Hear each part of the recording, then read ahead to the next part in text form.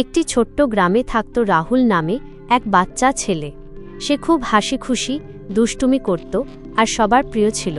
রাহুল খেলতে ভালোবাসত মাঠে, কখনো বন্ধুদের সঙ্গে, কখনো একাই। সে স্বপ্ন দেখত একদিন বড় হয়ে অনেক দূরে যাবে, দারুণ দারুণ জিনিস দেখবে। একদিন সন্ধ্যায় সে নদীর ধারে খেলছিল। হঠাৎ পানির ভেতর থেকে একটা আলো ঝলমল করতে লাগল। রাহুল ভয় পেল, কিন্তু কৌতূহল সামলাতে পারল না। ধীরে ধীরে এগিয়ে গিয়ে দেখে ওটা একটা ছোট্ট জাদুর মাছ। মাছটা মিষ্টি গলায় বলল, আমি জাদুর বন্ধু, তুমি যদি আমাকে সাহায্য করো আমি তোমাকে অনেক আনন্দ দেব।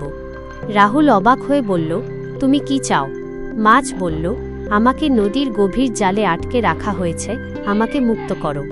ছোট্ট রাহুল সাহস করে জালে হাত দিল আর মাছটাকে ছাড়িয়ে দিল। মুক্তি পেয়ে মাছটি খুশি হয়ে ঝিলমিল আলো ছড়াল। সে রাহুলকে একটি ছোট্ট জাদুর বাঁশি উপহার দিল।